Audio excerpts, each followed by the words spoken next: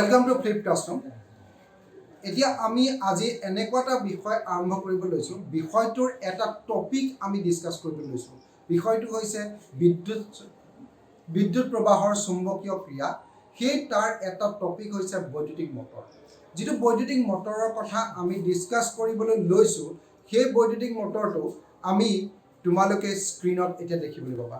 এটা এটা বৈদ্যুতিক মটৰ যেটো বৈদ্যুতিক মটৰ তোমালোকে ঘূৰি থকা দেখিছা সেই ঘূৰি থকাটো আসলতে কেনেকে ঘূৰে কি হয় তাৰ বিষয়ে আমি আজি ডিসকাস কৰিব লৈছো আমি জানো যে এখন ম্যাগনেটিক ফিল্ড আমি স্ক্ৰিনত দেখিছো যিখন ম্যাগনেটিক ফিল্ডৰ ম্যাগনেটিক লাইনস অফ ফোৰ্স বা বলৰ ৰেখা চুম্বকীয় বলৰ ৰেখাৰ মাজত আমি এটা ৰেক্টেঙ্গুলাৰ এটা কইল ৰাখি লৈছো বা ৰেক্টেঙ্গুলাৰ এটা কুণ্ডলী আমি ৰাখি লৈছো যেটো আয়তাকাৰ কুণ্ডলী ৰাখি লৈছো তাত আমি তাৰ কেইডালৰ কিছুমান কালাৰ দি থৈছো কালাৰ গিটা তোমালোকে মন কৰিবা এটা কালাৰ দিছো আমি পিংক কালাৰ এটা দিছো ব্লু কালাৰ এটা কথাটো হৈছে কি এই পিংক কালাৰ ব্লু কালাৰ ৰেক্টেঙ্গুলাৰ কইলটো বা যেটো আয়তাকাৰ কুণ্ডলী আমি ৰাখি থৈছো সেই কুণ্ডলীটোৰ দুইটা মূৰ আমি খোলাকে ৰাখি লৈছো দুইটা মূৰ খোলাকে ৰাখি লৈছো যদি আমি খোলা মূৰ গিটা যদি আমি কোনোবা এটা সাৰ্কিটৰ লগত যদি সংযোগ কৰি দিও সংযোগ কৰিলে কি হ'ব গুটে আমাৰ সম্পূৰ্ণ কইলটো ইয়াত আমাৰ ফ্লেমিঙৰ যি সোঁহতীয়া নীতি ফ্লেমিঙৰ যিটো বাওঁহতীয়া নীতিৰ সহায়ত আমাৰ এই কইলটো ঘূৰিবলৈ আৰম্ভ কৰিব এই কেনেদৰে ঘূৰিব এই চাৰিডাল তাৰত কোনফালে আমি বল প্ৰয়োগ কৰিব সেই বল প্ৰয়োগ কেনেকে হ'ব সেইটো আমি ফ্লেমিঙৰ বাওঁহতীয়া নীতিৰ সহায়ত আমি গম পাম আৰু কোনডাল ওয়্যাৰত কোনফালে বাওঁহতীয়া নীতিৰ বল প্ৰয়োগ হোৱাৰ লগে লগে সেইটো ঘূৰিবলৈ আৰম্ভ কৰিব আমি চাম ইয়াত আমি দেখিবলৈ পাইছো যে যিডাল আমাৰ পিংক কালাৰ আৰু ব্লু কালাৰ ওয়্যাৰ আছে তাত আমাৰ ফ্লেমিঙৰ বাওঁহতীয়া নীতিটো ব্যৱহাৰ কৰিলে আমি জানো যে আমাৰ যেটো বুঢ়া আঙুলি আছে বুঢ়া আঙুলিটোৱে আমি কি বুজাম বলৰ দিশ বুজাম আৰু যেটা আমাৰ মধ্য তৰ্জনী আঙুলি আছে তৰ্জনী আঙুলিটোৱে আমি চুম্বকীয় বলৰ ৰেখাৰ দিশ বুজাম আৰু যেটো আমাৰ মধ্যমা আঙুলি আছে মধ্যমা আঙুলিটো আমি কাৰেন্টৰ প্ৰবাহ দেখাম এটা আমি এই যে পিংক কালাৰ ওয়্যাৰটো যদি আমি ফ্লেমিঙৰ বাওঁহতীয়া নীতি ব্যৱহাৰ কৰো তেতিয়া কি হ'ব আমি চাওঁ ফ্লেমিঙৰ বাওঁহতীয়া নীতি যদি আমি পিংক কালাৰ ওয়্যাৰটো ব্যৱহাৰ কৰিম তোমালোকে নিজে বা কৰিছালে গম পাবা তাৰ পিছতে মই ইয়াত তোমালোকক দেখাইছো যে কেনেদৰে এই পিংক কালাৰ ওয়্যাৰটো যদি আমি ফ্লেমিঙৰ বাওঁহতীয়া নীতি ব্যৱহাৰ কৰিম তেতিয়া আমি হ'ব কি হ'ব এতিয়া আমি যদি চাওঁ চুম্বক ক্ষেত্ৰৰ দিশটো কেনি আছে তোমালোকে যদি চাওঁ বাওঁফালৰ পৰা সোঁফালে আছে এনৰ পৰা এছলৈ আছে তাৰ পিছত বিদ্যুৎ প্ৰবাহৰ দিশ তলৰ পৰা ওপৰলৈ আছে মানে স্ক্ৰিনৰ ভিতৰলৈ আছে তেনেহলে বলৰ দিশটো কলৈ হ'ব ওপৰলৈ হ'ব আনহাতে যদি আমি ব্লু কালাৰ ওয়্যাৰটো চাবলৈ যাওঁ ব্লু কালাৰ ওয়্যাৰটো চাবলৈ গ'লে আমাৰ চুম্বক ক্ষেত্ৰৰ দিশ এনৰ পৰা এছলৈ প্ৰবাহ ওপৰৰ পৰা সন্মুখলৈ অৰ্থাৎ স্ক্ৰিনৰ বাহিৰলৈ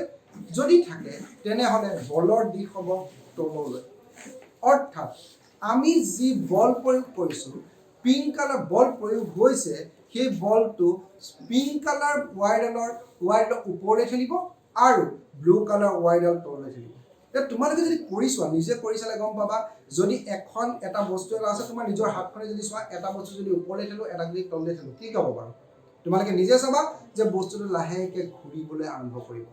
এটা ঘূৰিবলৈ আৰম্ভ কৰিব ইয়াতো ঘূৰিব আনহাতে সেই এটা আমি চিত্ৰত দেখুৱাৰ দৰে ওপৰলৈ এটা বল ওপৰলৈ গৈছে এটা তললৈ আহিছে আৰু সেইটো লাহেকৈ ঘূৰিবলৈ আৰম্ভ কৰিব যেটো ঘূৰিব ঘূৰাৰ সহায়ত আমি ইয়াত যদি আমি চাওঁ যে আমি এটো ওপৰলৈ তোমাৰ হাতখন যদি চাওঁ এনেকৈ ওপৰৰ পৰা তললৈ এনেকৈ ঘূৰিব আৰু কন্টিনিউয়াছলি এটো ৰটেট হৈ থাকিব যেটো কন্টিনিউয়াছলি ৰটেট হৈ থাকিব সেই ৰটেটিং কৰি থাকিবৰে আমি যেটো ব্যৱস্থা কৰিছো সেইটোৱে হৈছে বৈদ্যুতিক মটৰ আৰু মটৰটো এক সম্পূৰ্ণ কৰিবলৈ কিন্তু আমি এটা যদি চাওঁ যে এই যে ঘূৰি আছে ঘূৰি থাকোতে যিডাল ওয়্যাৰ আমাৰ তলৰ ফালে আৰু ওপৰৰ ফালে দুডাল ওয়্যাৰ আছে ৰেক্টেঙ্গুলাৰ যেটো কইল আছে বা আয়তাকাৰ যেটো কুণ্ডলী আছে সেই কুণ্ডলীটোত বলটো ওপৰৰ পৰা তললৈ যাব কিন্তু ওপৰৰ গিডাল তলৰ গিডাল কি হ'ব এই গিডালৰ যদি আমি দিশ চাবলৈ যাওঁ দিশ চালে দেখিম যে দুইডালৰ দিশ চুম্বক ক্ষেত্ৰৰ লগত সমান্তৰাল হৈছে যদি সমান্তৰাল হয় তাত বলৰ মানটো শূন্য যদি শূন্য হয় তেন্তে এটা কোনো ধৰণৰ আমাৰ এফেক্ট নকৰিব অৰ্থাৎ যেটো আমাৰ ওপৰৰ তাঁৰডাল আৰু তলৰ তাঁৰডাল দুইডাল তাঁৰত আমাৰ যেটো বলৰ দিশ হৈ আছে বলৰ দিশে তাক কোনো ধৰণৰ এফেক্ট নকৰে কিন্তু যেতিয়া ঘূৰিবলৈ আৰম্ভ কৰিব যদি আমি চাওঁ এনেকৈ যদি চাবলৈ যাওঁ হলে দেখিম যে ওপৰৰ পৰা তললৈ এপাক ঘূৰিলে এবাৰ আমি বলটো তললৈ হৈছে এবাৰ ওপৰলৈ হৈছে কিন্তু যদি কাৰেণ্টৰ দিশটো আমি চাবলৈ যাওঁ অলপ পাছত আমি কেনেদৰে আমি কাৰেণ্টৰ দিশটো পৰিৱৰ্তন হ'ব সেইটো আমি ইয়াত দেখিবলৈ পাওঁ। এতিয়া চোৱা, যদি আধা পাক মাৰিব, এটা আধা পাক মৰাৰ পাছত তোমালোকৰ বলৰ দিশটো যদি আমি ওপৰৰ তাঁৰডাল আৰু তলৰ তাঁৰডাল চাবলৈ যাওঁ, তেতিয়াহ'লে ওপৰৰ তাঁৰডালৰ বলৰ দিশটো ভিতৰৰ ফালে হ'ব স্কিনৰ, আৰু তলৰ তাঁৰডালত যদি একেদৰে আমি ফ্লেমিঙৰ বাওঁহাতে নীতি ব্যৱহাৰ কৰিলে কি হ'ব, বলৰ দিশটো বাহিৰ হ'ব। অৰ্থাৎ এইটো যিটো আমাৰ এনেকুৱা ধৰণৰ আছিলে কুণ্ডলীটো, সেই কুণ্ডলীটো এইটো ভিতৰলৈ ঢালিব, এইটো বাহিৰলৈ আনিব, কোনো ধৰণৰ এফেক্ট নকৰিব, এইটো জাষ্ট ঘূৰি থাকিব। যেতিয়া ঘূৰি যেতিয়া থাকিব তেতিয়াহ'লে আমি এই ঘূৰ্ণন শক্তিটো আমি ব্যৱহাৰ কৰিব পাৰিম। অৰ্থাৎ আমি কি পালোঁ, মেগনেটিক ফিল্ডত আমি ইলেক্ট্ৰিক কাৰেণ্ট ব্যৱহাৰ কৰি এটা আমি যান্ত্ৰিক শক্তি পালোঁ, যিটো যান্ত্ৰিক শক্তিৰ সহায়ত এইটো আমাৰ ঘূৰি থাকিব এনি টাইম। সেই যে ঘূৰি থাকিব, ঘূৰি থকা শক্তিটোকে আমি বৈদ্যুতিক মটৰত আমি ব্যৱহাৰ কৰিম। তোমালোকে ভিডিঅ'টো এবাৰ ভালকৈ চোৱাচোন, তাত তোমালোকে দেখিবলৈ পাবা। আৰু তোমালোকে এইটো এবাৰ নিজে কৰি চাবা, আঙুলিকেইটা নিজে বাওঁ হাতখনৰ আঙুলিকেইটা নিজে ঘূৰাই চাবা, ঘূৰাই পেলাই কেনেদৰে তোমালোকৰ বলৰ দিশকেইটা কোনফালে হৈছে সেইটো তোমালোকে ধৰিবা। এতিয়া আমি চাওঁ যে যদি এই বলৰ দিশটো যদি ঘূৰি থাকে, যদি আমাৰ এই কুণ্ডলীটো ঘূৰি থাকে, ঘূৰি থাকোঁতে আধা পাক যেতিয়া মাৰিব, আধা পাকৰ পাছত হ'ব কি, আধা পাকৰ পাছত যেতিয়া আমাৰ একদম সম্পূৰ্ণ থিয় হৈ যাব, আধা পাক মৰাৰ লগে লগে কি হ'ব, তেতিয়া কি হ'ব, এইবাৰ আমি আগতে এনেকৈ চাইছিলোঁ, আগতে পিংক কালাৰডাল ওপৰলৈ ঠেলিছিলে আৰু ব্লু কালাৰডাল তললৈ ঠেলিছিলে। এতিয়া কি হ'ব, যেতিয়া কাৰেণ্টৰ দিশটো, যেতিয়া আমি এই অপেন এণ্ডকেইটা চাওঁ, যিকেইটা এণ্ড আছিলে, কাৰেণ্টৰ দিশটো আগতে কোনফালৰ পৰা কোনফালে আছিলে, তলৰ পৰা পিংক কালাৰেদি গৈ পেলাই আমাৰ ব্লু কালাৰেদি ঘূৰি আহিছে। এতিয়া কাৰেণ্টৰ দিশটো যদি আমি আধা পাক মাৰি দিয়া হয়, তাৰপিছত আগতে আমাৰ পিংক কালাৰেদি গৈ ব্লু কালাৰেদি ঘূৰি আহিছিলে, এতিয়া আধা পাকৰ পাছত কি হ'ব, সেই সময়ছোৱাত আমাৰ ব্লু কালাৰেদি এইবাৰ কাৰেণ্টটো গৈ এই পিনেদি ঘূৰি আহিব লাগিব। অৰ্থাৎ আমি যদি কাৰেণ্টৰ দিশটো ইয়াত বদলি কৰিব নোৱাৰোঁ, তেনেহ'লে আমাৰ কি হ'ব, আধা পাকৰ পাছত আকৌ কইলটো আকৌ উল্টাকৈ ঘূৰিব লাগিব। কিন্তু এই সময়ছোৱাত এতিয়া আমি কাৰেণ্টটো কেনেকৈ আমি একেটা দিশত ৰাখিম, বুজি পাইছানে তোমালোকে? এতিয়া যদি আমি চাওঁ যে যদি কণ্টিনিউৱাছ ৰোটেট কৰিবলৈ ইয়াক আমি এক্সটাৰ্নেল চাৰ্কিট এটাৰ লগত জইন কৰিব লাগিব। এক্সটাৰ্নেল চাৰ্কিটটো আমি বেটেৰীৰ লগত কানেক্ট কৰিব লাগিব। কানেক্ট কৰি পেলাই যদি আমি ৱাইৰডাল যদি ডাইৰেক্ট কানেক্ট কৰি দিওঁ, কানেক্ট কৰিলে কি হ'ব, যেতিয়া আমি কইলটো ঘূৰিবলৈ আৰম্ভ কৰিব, কইলটো এবাৰ ওপৰলৈ এবাৰ তললৈ যদি আমি কণ্টিনিউৱাছলি এনেকৈ এপাক মাৰিবলগীয়া হয়, তেতিয়াহ'লে ৱাইৰডাল কি হ'ব, ৱাইৰডাল এনেকৈ পাক খাই গুচি যাব। যদি পাক খাই যায় কি হ'ব, অলপ পাছতে আমাৰ ছিগি থাকিব। আমি যিমানখিনি আমি কাম কৰিবলৈ যে গোটেই কামটো আমাৰ অচলে যাব। তেতিয়াহ'লে আমি এনেকুৱা এটা ব্যৱস্থা কৰিব লাগিব,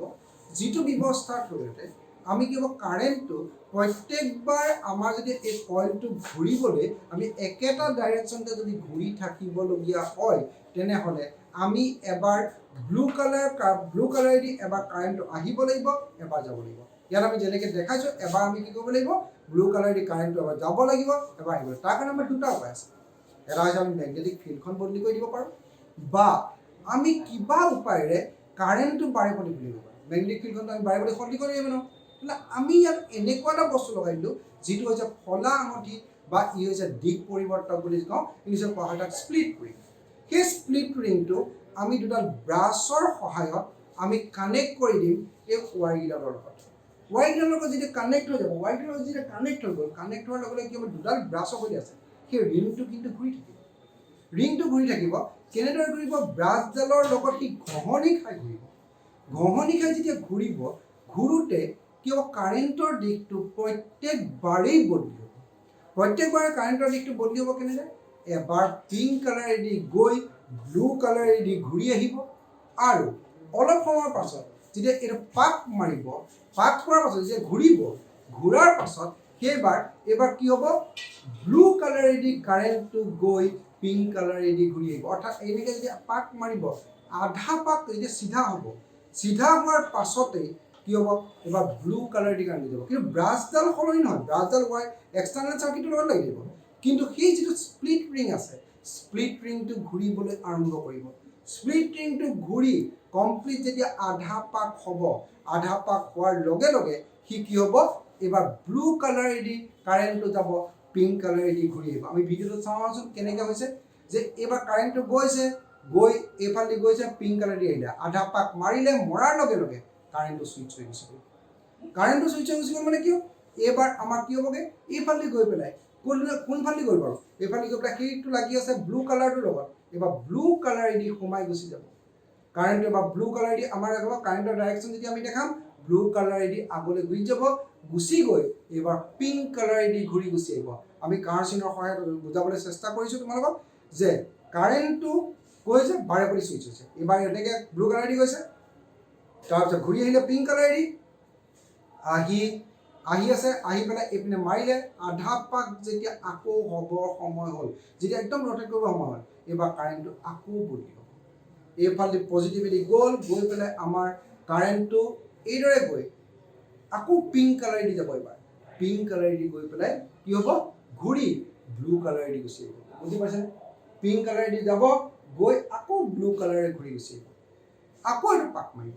এতিয়া আমি শ্ল'লি অলপকৈ যদি দেখাবলৈ চাওঁ তেতিয়াহ'লে কি দেখিবা তোমালোকে কাৰেণ্টটো বাৰেপতি ছুইচ হৈছে এনি টাইম ছুইচ হৈছে কাৰেণ্টটো বাৰেপতি সলনি হৈছে আৰু সলনি হোৱাৰ পিছত হৈছে কি যে আমাৰ বলটো পিংক কালাৰৰ ৱায়াৰডাল এবাৰ ওপৰলৈ ঠেলা হৈছে যেতিয়া তাৰ সোঁফালে এতিয়া এইফালৰ পৰা এইফালে গুচি আহিছে তাত কি হৈছে পিংক কালাৰ ৱায়াৰডাল এবাৰ তললৈ ঠেলিছে এবাৰ ওপৰলৈ ঠেলিছে এবাৰ তললৈ ঠেলিছে প্ৰত্যেকবাৰ সময়ত আমাৰ কি হৈছে কণ্টিনিউৱাছ ৰিভলিউশ্যন হৈ আছে